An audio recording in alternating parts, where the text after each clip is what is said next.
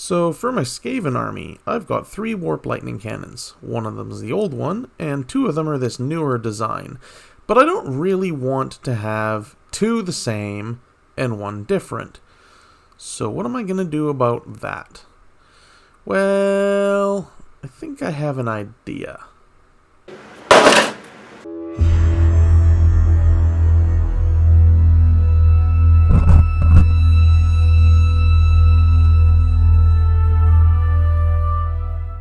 The first hurdle I ran into on this project is that the 2 bases are very different sizes. The Dunecrawler comes with a much larger base, and his legs have some very unscaven-y decorative elements I'm going to need to replace. So, first order of business, get those little decorative elements replaced with some more appropriate ones. In terms of replacing designs, I decided to only do the front 2 legs. The back ones I just filed flat and left plain.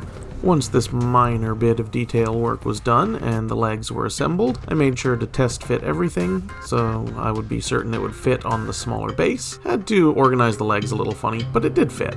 It's probably worth mentioning at this point that I'm not going to be showing everything in the assembly for the Dunecrawler. The basic stuff that the instructions cover, you don't need to see that. I'm just going to be showing the work that I've done to convert the Dunecrawler to be a Skaven machine. Okay, back to it. Next order of business was actually making sure the cannon would fit. The Dunecrawler comes with this little rounded circular sort of attachment thing for some of its weapons, and that was about the right size to fit this big warpstone chunk thing once I had carved out the interior a little. Just a little plastic glue and that'll sit right in there. I've also pinned a few more little odds and ends to the circle thing. I think if I had to do this again, I would have tried to attach the cannon directly to that and just had the warpstone sitting as a big chunk off the side, but it's fine. I like it well enough as it is. Then I went about scavening up the actual body of the Dunecrawler a little bit, put in a little crack into that sort of front piece, covered it up with a plate. This was plain for a while before I decided to add some rivets with the use of my pin vise. I also used the pin vise to attach a few little cables and wires and things just to make the gun look like it was a little bit more incorporated. It was kind of hard getting the wires through the lower part of the body there, but once I did and they were in, it looked pretty good.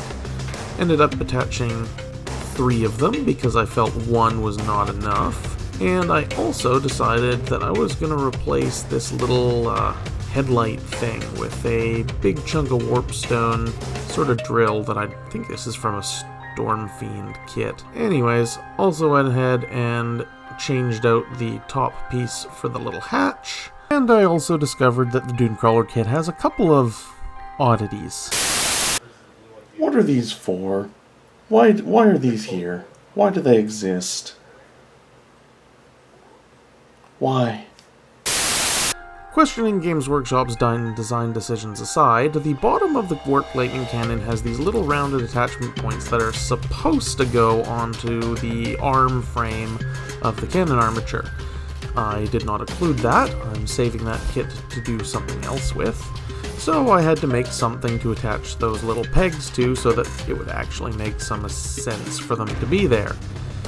Grabbed a plastic I-beam, cut it in half, and made this little sort of, I guess this would be like a bracket or a mounting or a stabilizer. I don't know what you'd call this, but I do think that once it was in place, it looked pretty good.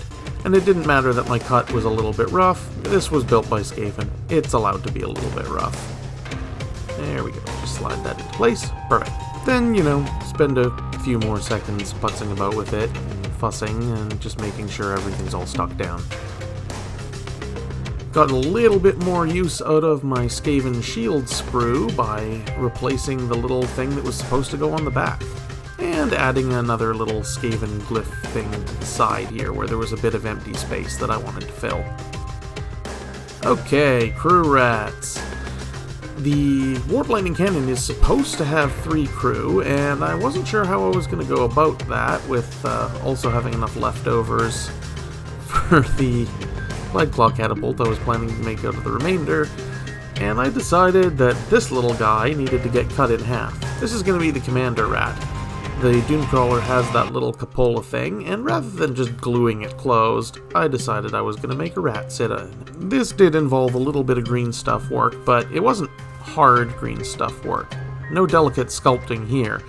Just, you know, bulking up that little slot so that the crew rat cut on an angle would fit in the thing, sit against the green stuff putty to have a nice contact surface, and then just, you know, even the little skirt thing he's wearing so that it looks like he belongs in that cupola. Now, this did take a little while and a lot of fussing about with my sculpting tool and a lot of trial and error. It was probably one of the more time-consuming steps on the entire build. I'm not even showing all of it here, and what I am showing is sped up. There was a lot of this. A lot. But got it all done in the end, and I do think the effort paid off, because I really like having that little rat sitting in top of the Dunecrawler cannon, looking like he's commanding the crewmate inside to fire. The other crew rat I wanted to have standing on the outside, but there's nowhere really good to put him. So I grabbed a couple of pieces of plastic, I guess you would call this plastic rod, but, you know, rectangular rod instead of circular, and carved it up a little bit to look like wooden planks. It is important to be very careful when you're doing this. You need a sharp hobby knife, and you don't want your fingers to get in the way of that. And these boards are too small to be able to be held easily while wearing my cut-resistant gloves. Scraped some wood grain into them with a sort of awl tool, and then I used my hobby knife to cut a few little kind of notches into the edge of the plank so it would look ragged and worn. The whole point was making these look like wood, yes, but like wood that has been used by Skaven for a while and isn't exactly the newest or best cut anymore. Once I had enough of these wooden planks, I needed something for them to sit on. So I got another piece of plastic and glued them all in a row, and then I picked the last one up and moved it out of frame because I'm a professional. There we go. Back in frame. Come on. Come on. Right. There we go. Once that was dry, I took the remainders of my I-beam that I had used to mount the gun on, a little bracket, and I used the rest of it on the bottom of this little platform. Save your offcuts, guys. You never know when they might be useful, and in this case, they were useful pretty soon. Got the platform glued onto the side, and then, wait, what happened to this guy's... Where'd that go? Oh, right, I stole that for my diorama.